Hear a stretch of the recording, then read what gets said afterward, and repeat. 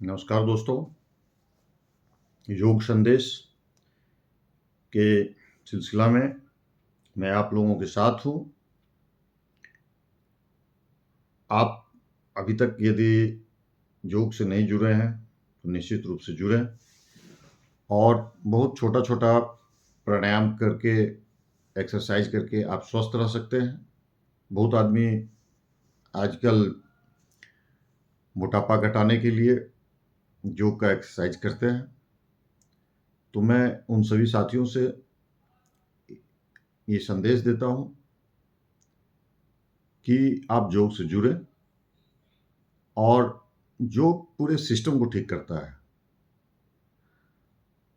कोई एक particular exercise ऐसा नहीं होता है जिसको करके आप शरीर का मोटापा घटाते हैं। तो लेकिन यदि आप योग करते हैं, जैसे मैं अभी सूक्ष्म व्यायाम कर रहा हूँ,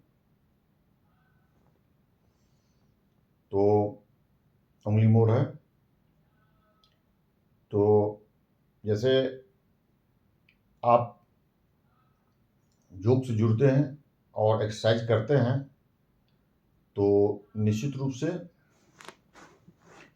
आपका सिस्टम ठीक हो जाएगा और जैसे ही सिस्टम ठीक हो जाएगा तो आपका वेट नियंत्रण में आ जाएगा।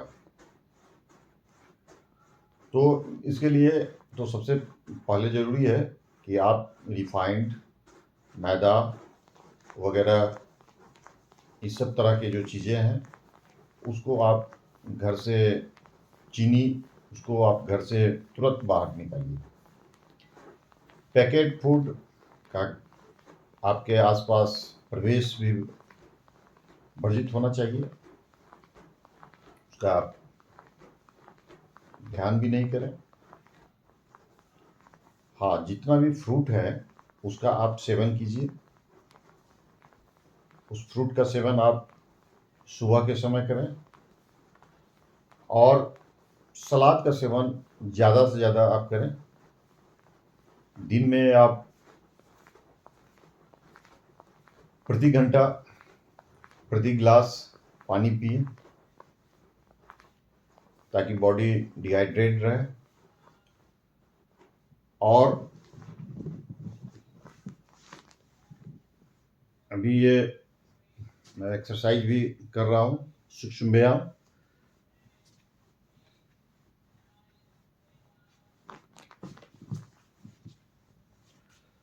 बॉडी आपका डिहाइड्रेट रहे, इस चीज़ को ध्यान देना है।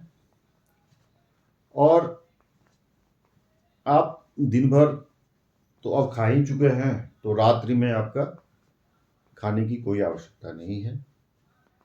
बहुत ही धीरे धीरे, वैसे पहला प्रयास ये होना चाहिए कि आप जितना रात में जितने बजे आप लेते हैं खाना, उस खाना को आप आधा आधा घंटा वीकली घटाते चलें और धीरे धीरे आप सायंकाल से पहले खाना आप खाएं। तो देखिएगा कि धीरे धीरे आपका जो वेट है वो खुद ब खुद नियंत्रित होता चला जाएगा। आप खाने में कच्चा पपीता को प्राथमिकता दें, कच्चा केला को प्राथमिकता दें। सेब तो आप लेते ही हैं। तो इस तरीक़ा से आप खाएं। खीरा, ककड़ी, गाजर, मूली, कलरफुल फूड लेने का हैबिट डेवलप करें।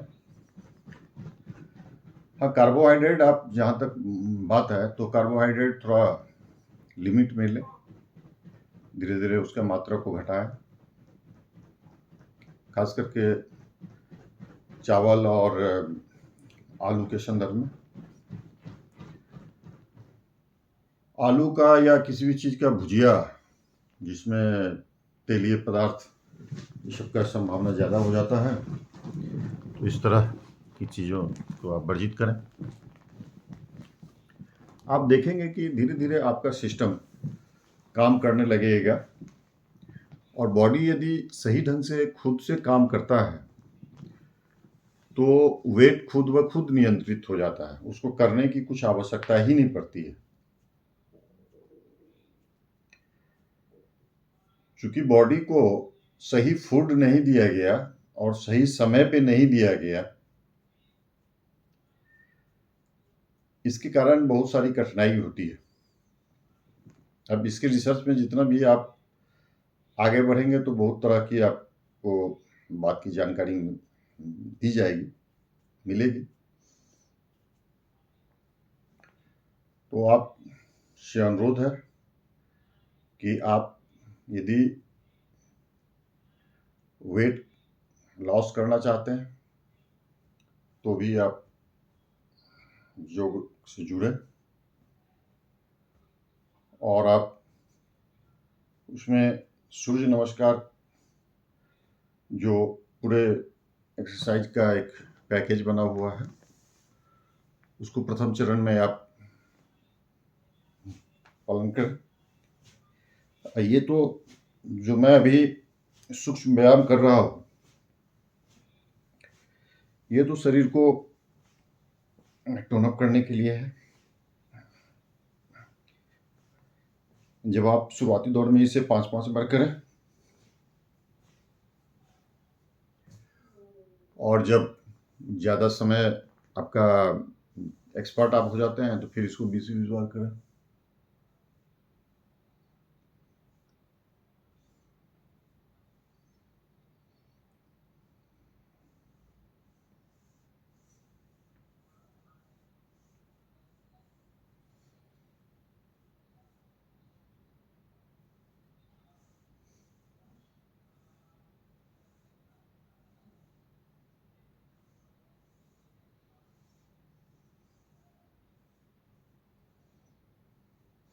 ये सूक्ष्म व्यायाम देखने में बहुत सूक्ष्म लगता है, इसका नाम भी सूक्ष्म है, परंतु ये बहुत काम का चीज़ है। बहुत जगह इसे पवन मुक्तासन भी कहा जाता है, क्योंकि इसमें आप देखेंगे कि पैर का उंगली से लेकर के हाथ का उंगली को, फिर यहाँ पर हाथ के इसको पैर को, हाथ को मोड़ने का, ये हर एक जगह का नस को सर्कुलेट करता है। ब्लड को सर्कुलेशन और नस का जो सर्कुलेशन ये है, इसके कारण सभी कठिनाई होती है। अगर ब्लड सही ढंग से सर्कुलेट करता रहे सभी जगह तो कठिनाई कोई कहीं है ही नहीं। आपको जब भी दर्द होता है तो इसका मतलब है कि वहाँ ब्लड सर्कुलेशन में कठिनाई है। कहीं भी अगर आपका इचिंग होता है, इसका मतलब है कि वहाँ ब्लड सर्कुलेशन में कठिनाई है। तभी आपका हाथ वहाँ जाता है और वो इचिंग करके वहाँ पर एक्टिविटी क्रिएट हो जाता है और उससे फिर ब्लड सर्कुलेशन ठीक हो जाता है, आप ठीक हो जाते हैं, चाहे वो हाथ के माध्यम से हो, चाहे मेडिसिन के माध्यम से हो, चाहे जिस माध्यम से हो। तो ब्लड सर्कुलेशन ये एक ऐसा चीज़ है, सामान्य में होता है कि भाई तो होता ही है, लेकिन ऐसा नहीं है। बहुत ये जटिल प्रक्रिया है। तो लेकिन इस सूक्ष्म व्यायाम के जरिए ये बहुत ही आसानी से हो जाता है।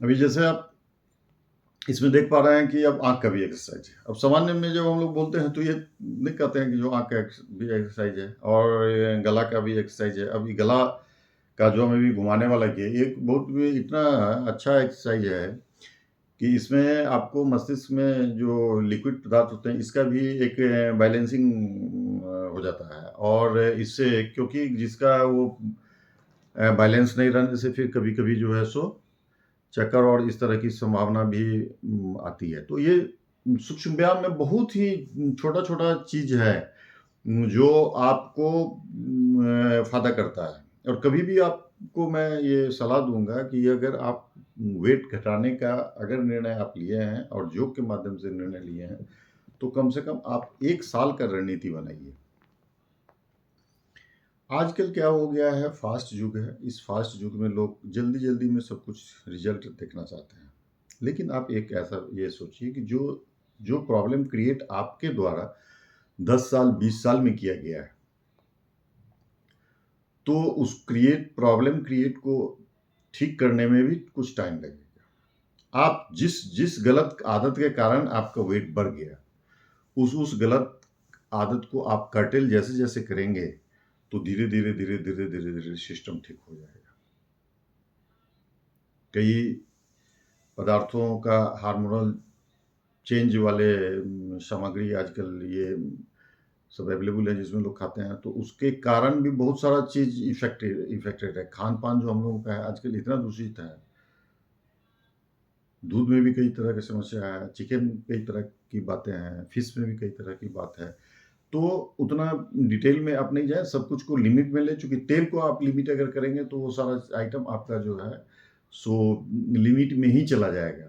हाँ, वीक में आप अपने टेस्ट के हिसाब से 1 दिन का डिसाइड कीजिए जो उसमें अपने टेस्ट के हिसाब से कुछ वीक में 1 दिन और 1 शाम आप अपने टेस्ट को फ्री कर दीजिए।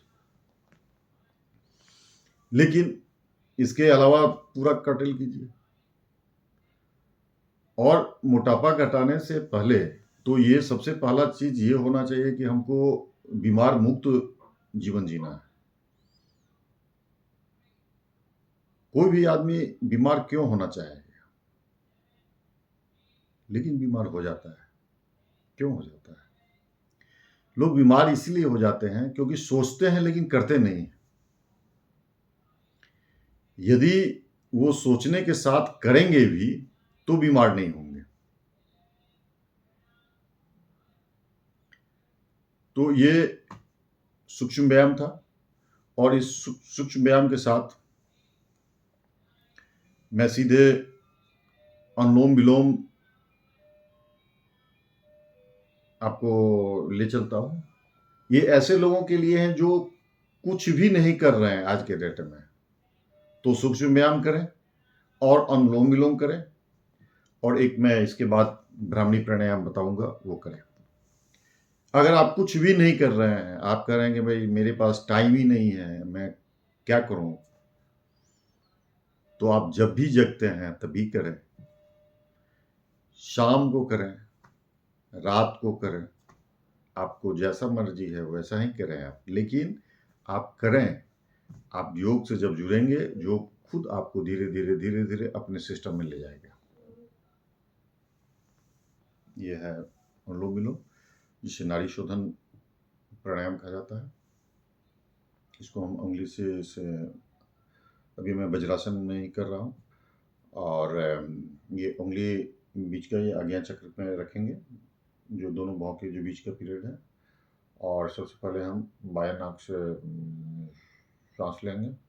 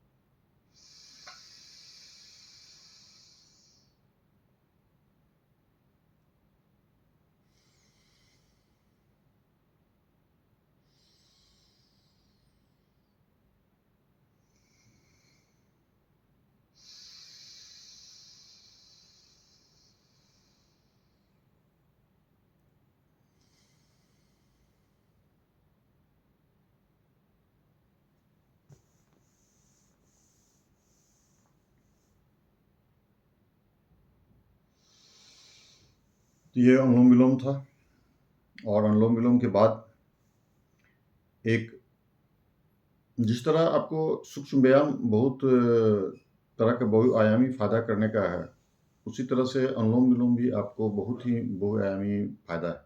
अब निश्चित रूप से इसे करें। इसके बाद एक मैं भ्रामरी करता हूँ। इसमें जी को हम लोग उल्टा कर देंगे और आंख बंद, कान बंद, कान को उंगली से बंद कर दिए हैं, इससे लिए उल्टा से।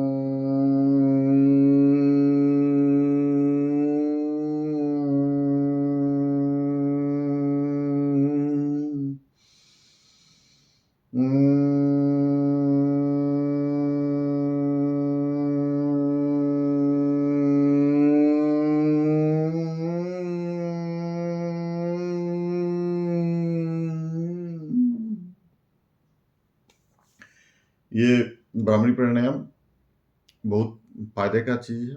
इससे आपको जो खाते हैं उसका एब्जॉर्प्शन भी बढ़ता है, और आपका बॉडी में न्यूट्रॉन्स का संख्या बढ़ता है, आपका इम्यूनिटी को बढ़ावा होता है। इस पर बहुत रिसर्च हुए हैं, और आप जब रिसर्च इसका भ्रामरी प्राणायाम का देखेंगे तो बहुत फायदे का चीज़ है। आप कम से कम 10-12 भ्रामरी प्राणायाम कीजिए, मन एकदम शांत हो जाएगा, इसका थायराइड वगैरह का भी प्रॉब्लम ठीक हो जाएगा। और जो कभी भी करें, शांति से करें, मन को स्थिर करें, और जो के समय में मन को हमेशा शरीर के जिस पार्ट का एक्टिविटीज कर रहे हैं उस पार्ट में करें। यथासंभव आँख को बंद रखें, मन को शांत रखें। इतना अगर आप कर पाते हैं तो मैं आपको गारंटी देता हूँ कि आप बीमार नहीं पड़ेंगे, क्योंकि मैंने किया है और मैं पाया है। मैं विगत 30-35 वर्षों से योग से जुड़ा हुआ हूँ, और नित्य थोड़ा बहुत योग जरूर करते हैं। ऐसा नहीं है कि मैं प्रतिदिन 1 घंटा करता हूँ, लेकिन 20 मिनट, आधा घंटा, 45 मिनट समय अनुसार मैं योग नित्य करता हूँ। और मैं चाहता हूँ कि आपका लोगों से, मेरा अनुभव से आप लोग लाभ उठाएं और योग करें, निरोग रहें, स्वस्थ रहें, एक स्वस्थ भारत का निर्माण करें, एक स्वस्थ विश्व का निर्माण करें। तो रोगमुक्त भारत का निर्माण करें, रोगमुक्त विश्व का निर्माण करें। क्यों भगवान का दिया हुआ समय हम बीमारी में गुजारें? जब तक जीवन है स्वस्थ रहें, परोपकार में समय बितावें, दूसरे का उपकार का हम लोग की बातें करें। अगर किन्हीं के पास में धन से है तो किसी को धन से उपकार करें, किसी का मन से है, आप मन से नहीं कुछ कर सकते हैं, मन से अच्छा सोचिए दूसरे के लिए। आपके पास में अगर में समय है तो दूसरे को समय दें, आजकल समय का भी एक महत्व है, तो आप दूसरे को समय दें, अच्छी बातें करें, अच्छे विचार करें, समाज के विषय में चिंतन करें। आप अगर किसी को सामग्री से लाभ पहुंचाना चाह रहे हैं उसे कीजिए, विचार से पहुंचाना चाह रहे हैं, विचार से, आपका ज्ञान है किसी को ज्ञान शेयर कीजिए। ये सब सारा आपके शरीर के साथ चला जाएगा, इसीलिए उसको कुछ न कुछ जरूर शेयर करें। दूसरे को ध्यान दें कि ये जो मेरे पास में भगवान के अपने से के सिवा जो कुछ ज़्यादा है, वो ज्ञान को, धन को, समय को, विचार को, उस जरूर दूसरे से साझा कीजिए, और इस समाज उपयोगी में चीज़ों में समय दीजिए। आप देखिए कि आप स्वस्थ भी रहेंगे और मस्त भी रहेंगे, आनंदित रहेंगे। और रही बात मोटापा का, तो छू मंत्र से आपका ठीक हो ही जाएगा। आपका एक्टिविटीज जब बढ़ेगा तो स्वतः स्वतः ठीक हो जाएगा। मैं इसी के साथ वाणी को विराम देता हूँ।